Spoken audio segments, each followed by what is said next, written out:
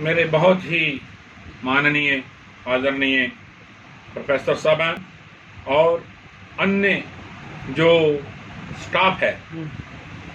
आज का विषय है शहीद आजम सरदार भगत सिंह।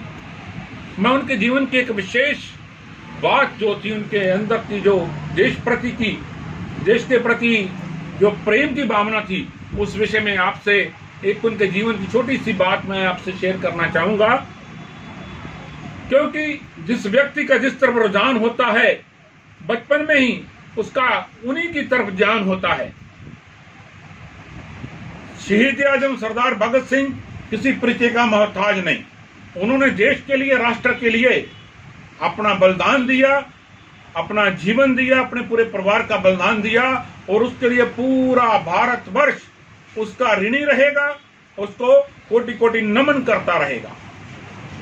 शहीद आजम भगत सिंह जब बहुत ही छोटी आयु अवस्था में थे, उनके चाचा जो थे अजीत सिंह, उनको वो क्रांतिकारी के पुलिस ने उनको अरेस्ट कर लिया, बहुत प्रताड़ित कर लिया।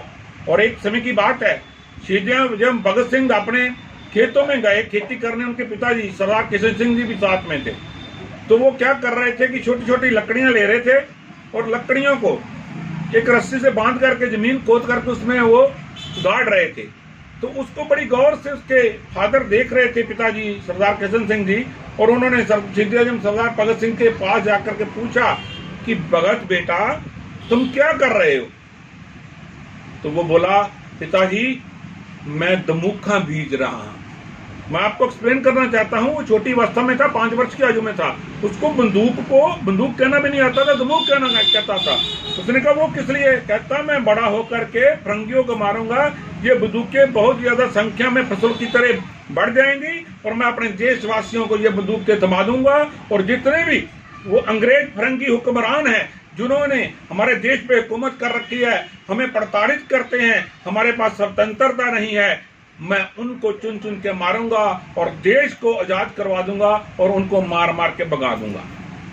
इस तरह की भावना 5 वर्ष के बच्चे के मन में आने का बावर्थ ये था कि बहुत बड़ा क्रांतिकारी बनेगा और वो अपने जीवन में बहुत बड़ा क्रांतिकारी बना। इसलिए दोस्तों, लक्ष्य बचपन में आपके माइंड में होता है, वो विचार आपके माइंड में होते हैं कि आपने क्या बनना है। अगर कोई उस विचारों को मार के कहीं और निकल जाता है तो उसे वो सफलता नहीं मिलती।